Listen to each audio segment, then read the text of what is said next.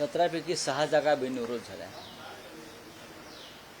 आणि या 6 जागा बिनविरोध करण्यासाठी कालच मी सांगितलं की साधारण काल दिवसभरामध्ये 150 कोटी रुपये खर्च झाले. त्याच्यामध्ये पुण्यातली माघार, छत्रपती संभाजीनगरमधली माघार, कोकणातली माघार, आज मी ते ट्विटवर टाकलेलं आहे आकडे सगळे. याशिवाय अजून 3 ठिकाणी यवतमाळ, वर्धा, गडचिरोली वगैरे तो भाग सगळा 150 कोटी रुपये काय माघारी आणि बिनविरोध या संदर्भातले जे व्यवहार झाले, त्यात खर्च झाले. आता ज्या 11 निवडणुका होणार आहेत तिथे मोठ्या प्रमाणात खर्च केले जातील. माझं असं म्हणणं आहे भारतीय जनता पक्ष आणि त्यांच्या लोकांना, तुमच्याकडे पुरेसं संख्याबळ आहे ना. पुरेसं संख्याबळ असताना तुम्ही हा घोडेबाजार का करताय हे मी पहिल्या दिवसापासून सांगतो आहे. तुमच्याकडे जिंकून येण्याइतकं बळ आहे, संख्याबळ आहे, यंत्रणा आहे, तरीही तुम्ही बिनविरोध माघार यासाठी एवढा आटापिटा का करताय, घोडेबाजार का करताय. एका बाजूला मोदी म्हणतात काटकसर करा, मोठे कार्यक्रम करू नका, गाड्या घोड्या उडवू नका, मग पैसे उडवायला परवानगी दिली आहे का. अशा प्रकारे विधान परिषद निवडणुकांवरती अशा प्रकारे कोटी कोटी रुपये पैसे उडवायला परवानगी दिली आहे का.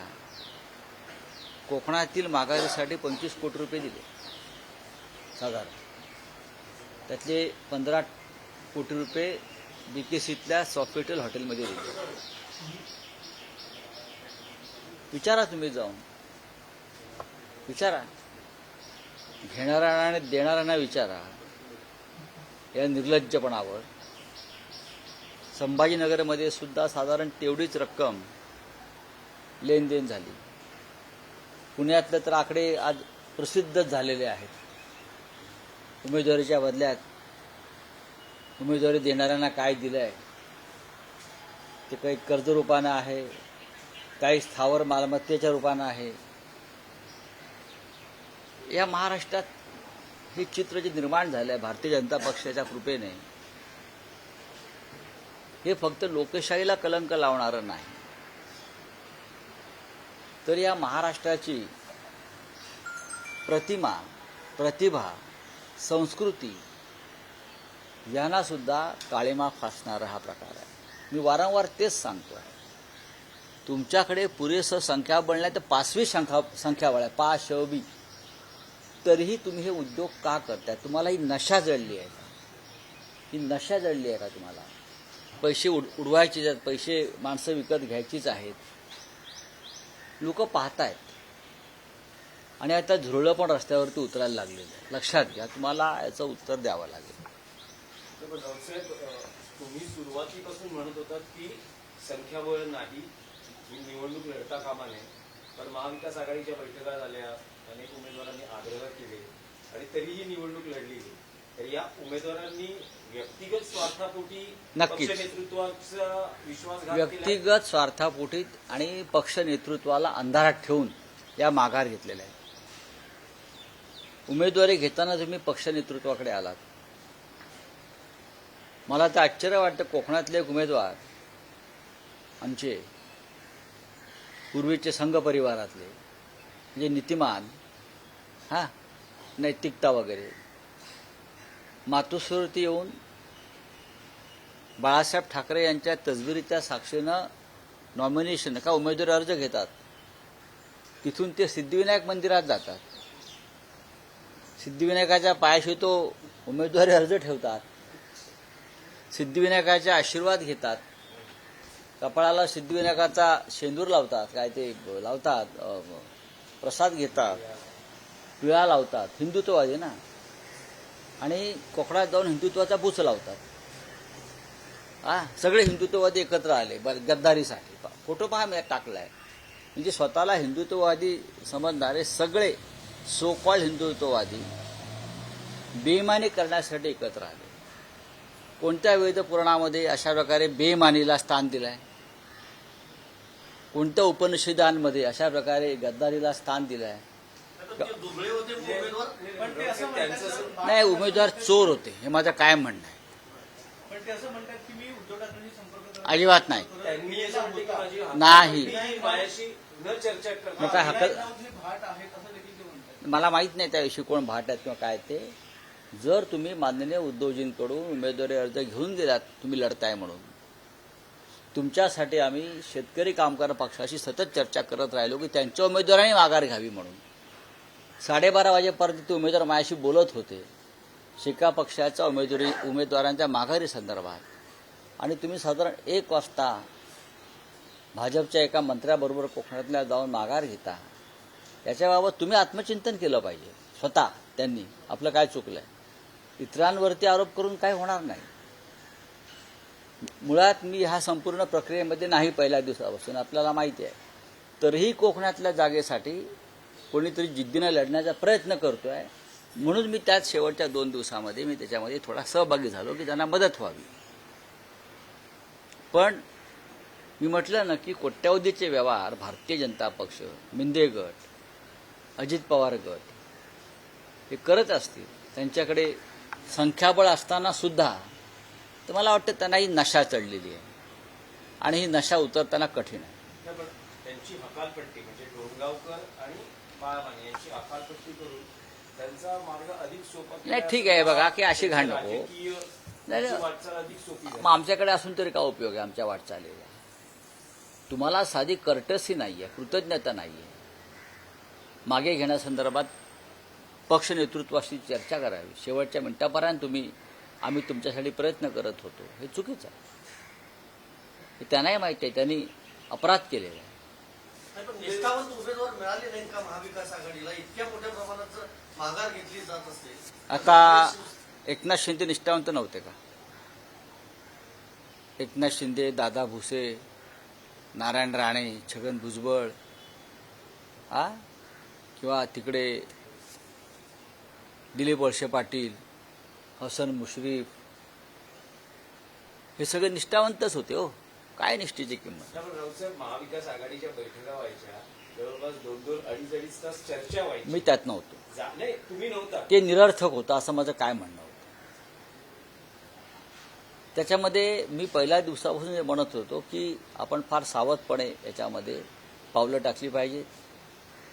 खरोखर लढणारे लोक आहेत, त्यांना तावून सुलाखून वाजवून त्यांना उमेदवारी दिला पाहिजे. अशा निवडणुकीमध्ये उमेदवार घेऊन त्याचं विक्री केली जाते. हा राजकीय ज्ञान असलेला सामान्य कार्यकर्ता सुद्धा सांगू शकतो. पुण्याच्या उमेदवारीवरून जे सगळं झालं, संपूर्ण महाराष्ट्रानं बघितलं की एनसीपी अजित पवार पक्षामध्ये काय परिस्थिती होती. विक्रम काकडे यांच्यासाठी संजय काकडेंनी शरद पवारांना फोन केल्याचं कळतंय. त्यानंतर शरद पवारांनी आपला अधिकृत उमेदवार मागे घेतला. आश्चर्य वाटतंय, धक्का आहे की हे होणारच होतं? हे अपेक्षित होतं. धक्का कशाला बसेल? ज्या प्रकारचं राजकारण महाराष्ट्रात सुरू आहे त्याच्यामुळे याच्यामध्ये धक्का बसावा असं काही नाही. या सगळ्या गोष्टी अपेक्षित आहेत आणि त्याच्यावरती आता आम्ही किती वेळा चर्चा करायची. पण रावसाहेब, एक आहे की विधान परिषद असेल किंवा राज्यसभा, अलीकडे महाराष्ट्रामध्ये हा एक पायंडा बनत चाललाय की निवडणुका बिनविरोध व्हाव्यात. निवडणुका नाही, चांगल्या हेतून जर बिनविरोध होणार असतील तर त्याचं स्वागत केलं पाहिजे, चांगल्या हेतूनं. पण काल जो प्रकार घडला बिनविरोध पॅटर्नचा, त्याचं स्वागत करणं म्हणजे लोकशाहीच्या पाठीत खंजीर खुपसण्यासारखं. निवडणूक हा संविधानाने दिलेला अधिकार, हक्क आहे मतदान करण्याचा. विधान परिषदेचं मतदान हे गुप्त असतं, राज्यसभेचं उघड असतं. या दोन्ही गोष्टी लक्षात घेतल्या तर राज्यसभेची निवडणूक बिनविरोध होऊ शकते. उघडपणे कोणी रिव्होल्ट करणार नाही, त्यांचं ताबडतोब आमदारकी जाऊ शकते. पण विधान परिषद हे गुप्त मतदान आहे.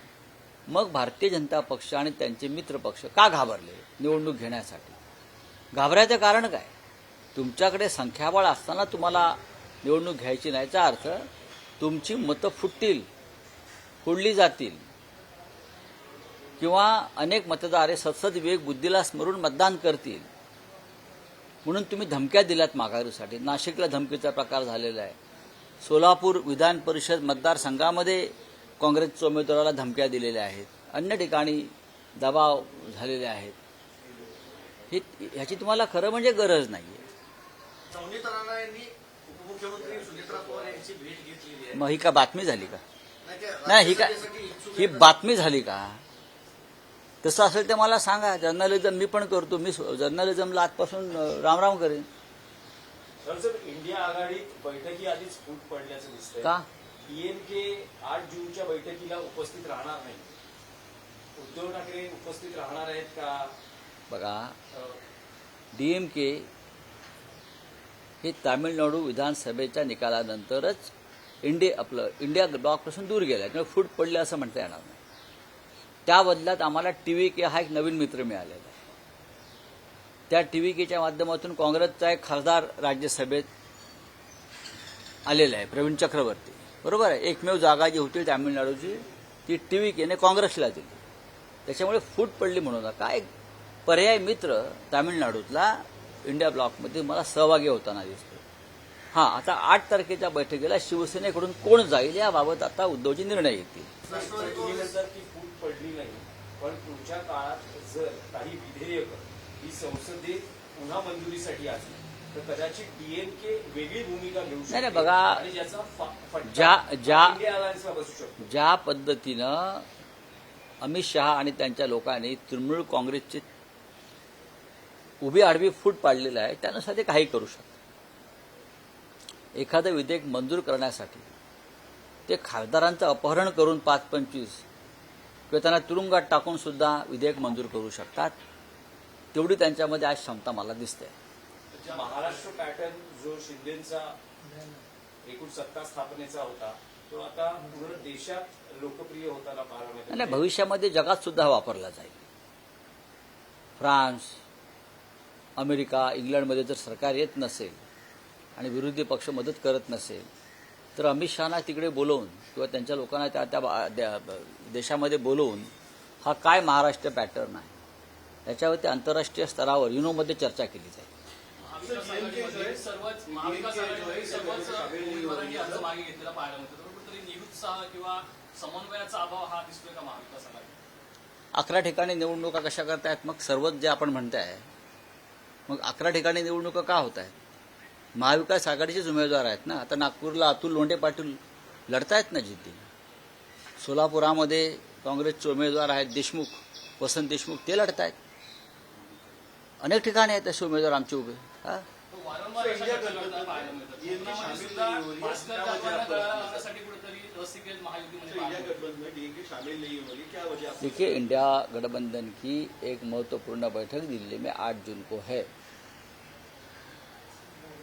कांग्रेस के नेता जनरल सेक्रेटरी के.सी. वेणुगोपाल जी का उद्धव जी को उस बारे में फोन आया था, बातचीत हो गई है. हम सोचेंगे क्या करना है. महाराष्ट्र में भी बहुत काम है इस बार. बात रही डीएमके की. देखिए, जब चुनाव हुआ तमिलनाडु के नतीजे आ गए, उसके बाद वहाँ जो परिवर्तन हो गया और कांग्रेस जिस तरह से टीवी के साथ सत्ता में शामिल हो गई, उसी दिन डीएमके ने इंडिया ब्लॉक से अपना नाता तोड़ दिया है. तो मुझे नहीं लगता है कि डीएमके के लोग उस बैठक में आएंगे. लेकिन अब तमिलनाडु में इंडिया ब्लॉक को एक नया मित्र मिला है टीवीके के रूप से. विजय जो मुख्यमंत्री है थलपति उनके रूप से, तो उनके बारे में चर्चा होगी. मुझे नहीं लगता है फूट पड़ी. डीएमके ने संयम रखना चाहिए था. डीएमके ने संयम रखना चाहिए था. जिस तरह से स्थिति बनी है तमिलनाडु में, तो कांग्रेस के सामने कोई दूसरा पर्याय नहीं था. सर, सीजीआई ने अलग अलग पार्टियों के नेता को बुलाया है, लेकिन विरोध ने बुलाया. इस तरह आप जाने वाले हो क्या? किस तरीके से किसने बुलाया है? सीजीआई सर, कांग्रेस जनता पार्टी. उन्होंने बुलाया हुआ है सब पॉलिटिशियंस को। मुझे मालूम नहीं, इस बारे में मेरे पास जानकारी नहीं है। ठीक है, चलो, थैंक यू।